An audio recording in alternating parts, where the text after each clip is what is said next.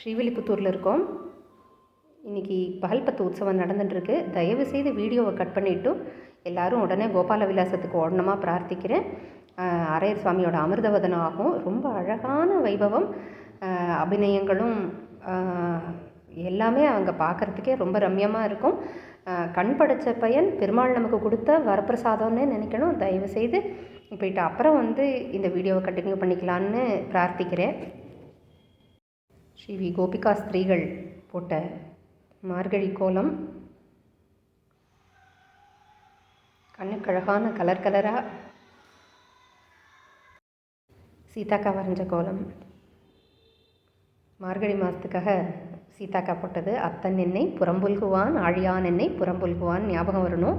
எல்லாருக்கும் பெரியாழ்வார் பாசுரம். எத்தனை வயசானா என்ன, அது எல்லாருமே எல்லா பெத்தவாளுமே அவள் குழந்தைக்கு யசோதை தான். அந்த குழந்தை எத்தனை வயசு கல்யாணமே ஆகட்டும், அவனுக்கு ஒரு குழந்தை பிறந்தாலும் நிஜமாகவே கண்ணை முடிந்து அந்த குழந்தை தன்னோட தோளில் புறம்புல்கிற மாதிரி தான் நினச்சிப்பா ஒவ்வொரு தாயும். இல்லைன்னு சொல்லுங்கோ. அத்தனை எந்த வயசானாலும் அத்தன் என்னை புறம்புல்குவான் ஆழியான் என்னை புறம்புல்குவான் தான். எல்லா தாயும் யசோதை தான். பெரியாழ்வார் சும்மாவா கொண்டாடியிருக்கார். கமலா மாமி இது போன வருஷம் மார்கழி 5ஆம் பாசுரத்துக்கான டிராயிங் ரொம்ப மெனக்கெட்டு பண்ணியிருக்கா. யமுனையும் கண்ணனையும் கோபிகளையும் அங்கேருந்த மரங்களையுமே முதற்கொண்டு அழகாக தத்ரூபமாக நம்ம கண்ணு முன்னாடி கொண்டு வந்திருக்கா. நேற்று பதிவிடாமல் போனதுக்கு என்ன தயவு செய்து மன்னிக்கணும். முத்துப்பட்ட சுவாமியோட பேரன்களும் பிரவீன் பட்ர சுவாமியோட குமாரர்களுமான பால நரசிம்மனும் விகனஸும் சொல்கிற திருப்பாவை அனுபவிப்போம்.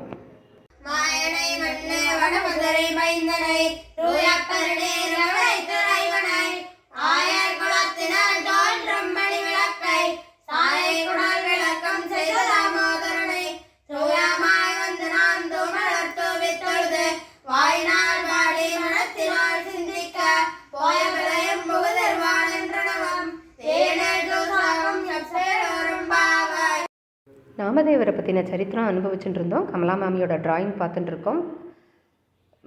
திருமண பந்தலில் உட்காந்துட்டுருக்கிற மாதிரி இருக்குது ஒரு தம்பதியர். நிறைய பேர் பொம்மநாட்டி தலையில் பூ வேற வச்சுட்டுருக்கிற மாதிரி இருக்குது. பக்கத்தில் பாண்டரங்கன் நிற்கிற மாதிரி இருக்குது கோவிலில். அதே தான் நம்ம நினைக்கிறது சரிதான். பாண்டரங்கனுக்கும் ஒரு ருக்மாயியோட பரிபூர்ண அனுகிரகத்தில் நாமதேவருக்கு கல்யாணம் ஆறுது. அதுக்கு முன்னாடி ஒரு சின்ன கதை, எப்படி அவளுக்கு கல்யாணம் ஆறுதுன்னு. நாமதேவர் நாளொரு மேனியும் பொழுதொரு வண்ணமுமாக பெருமாள் சாதம் சாப்பிட்ற மாதிரி பெருமாளோட நாமத்தை ஸ்மரிச்சே வளர்ந்து வந்தார். அவர் இப்படி வளர்ந்துட்டு இருக்கும்போது கல்யாண வயசு வருது. அப்போ கிருஷ்ணர் அவரோட கனவு, அப்பா கனவில் டேம் ஷெட்டோட கனவில் நீ இந்த மாதிரி ராஜாபாய்ங்கிற பொண்ணு சொல்லி அவளோட எங்கே இருக்கா இருப்பிடம் எல்லாம் சொல்லி அவகிட்ட போய் பொண்ணு கேட்க சொல்கிறார். தானோ ஏழை டெய்லர், நாமதேவரும் தன்னோட பிள்ளையும் ஏழை தானே நேச்சுரலி, எப்படி நம்ம போய் பொண்ணு கேட்குறதுன்னு சொல்லி யோசிச்சுட்டு இருந்தபோது, இருந்தாலும் கண்ணன் சொல்லிட்டான். கண்ணன் சொன்னால் அதுக்கு அப்பீல் கிடையாது, பெருமாளோட நியமனம் அப்படியே ஃபாலோ பண்ணுவோம் அப்படின்னு சொல்லி அவர் போய் கேட்குறார். உடனே ராஜாபாயோட அப்பா உங்ககிட்ட 1000 பொண்ணு இருக்கா அவளுக்கு கொடுக்கறதுக்கு அப்படின்னு சொல்லி கேட்ட உடனே அவமானம் தாங்காமல் ஆற்றுக்கு வந்துடுறார். அவருக்கு ஒன்றுமே பண்ண முடியல. கண்ணன் சொன்னான், அவ்வளோதான், கிருஷ்ணர் சொல்லிட்டாரா அப்படின்னு சொல்லி செஞ்சோமே அப்படின்னு யோசிக்க கூட இல்லை. நம்மனா அவன் சொன்னோமே நமக்கு தெரியாதா, கேட்டோமேன்னு நம்ம புலம்பியிருப்போம். அவர் எதையுமே எடுக்கலை. கண்ணன் சொல்லியிருக்கான், அவன் பார்த்துப்பான் அப்படின்னு சொல்கிறார்.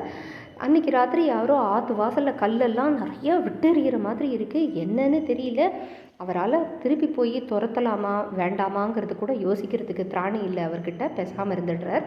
சரி, காலையில் மறுநாள் எழுந்திருந்து அவள்லாம் ஞானி இல்லையா, என்ன மாதிரி அஞ்ஞானினா தான் புலம்புறது எல்லாமே இருக்கும்.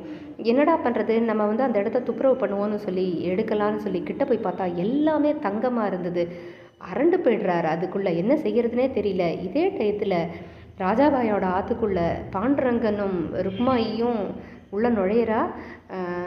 அன்னைக்கு பொண்ணு கேட்டேனே, இன்றைக்கி கொடுப்பியா, 1000 பொண்ணு வச்சுருக்கேன், இவ்வளோ நகை போடுறேன் அவளுக்கு, அவ்வளோ நகை செஞ்சு தரேன், அது பண்ணித்தரேன், இது பண்ணித்தரேன்னு சொல்கிறா.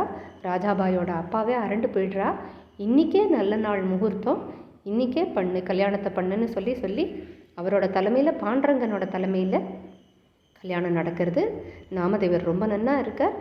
எத்தனையோ அபங்கங்கள் பண்ணாலும் 2500 அபங்கங்கள் தான் இன்றைக்கி நம்ம இருக்குது. நம்மளோட கடமை அதில் ஒரு அபங்கத்தையாவது மனப்பாடம் பண்ணி அடுத்த தலைமுறைக்கு எடுத்துன்னு போகணும். குழந்தைகளுக்கு சொல்லி கொடுத்தா நன்னா இருக்குங்கிறா. பெரியவாளும் கற்றுக்கணும், குழந்தைகளும் கற்றுக்கணும், அடுத்த தலைமுறைக்கு எடுத்துன்னு போகணும். கூடியிருந்து குளிர்ந்தேலோ ரெம்பாவாய்னு தாயார் சொல்லியிருக்கா. பெருமாள் கிட்ட சரணாகதின்னு அடைவோம். அவள் பார்த்துப்பா, எப்படி பார்த்துப்பா, இப்படி பார்த்துப்பாளா, அப்படி பார்த்துப்பாளா, அதெல்லாம் தெரியாது எனக்கு. சரணாகதின்னு அடைஞ்சிருவோம், அவள் காலை கெட்டியாக பிடிச்சிடுருவோம். ஏதாவது ஒரு ரூபத்தில் நிச்சயமாக பார்த்துப்பா, நம்மளை கைவிட மாட்டா. குட்டி குழந்தையா உச்சி மண்டையில் கொண்டையோட பூவை சுற்றின்னு நம்ம கூடவே வருவா. நீ எப்படி கூப்பிட்றியோ அப்படி உங்ககிட்ட இருப்பா.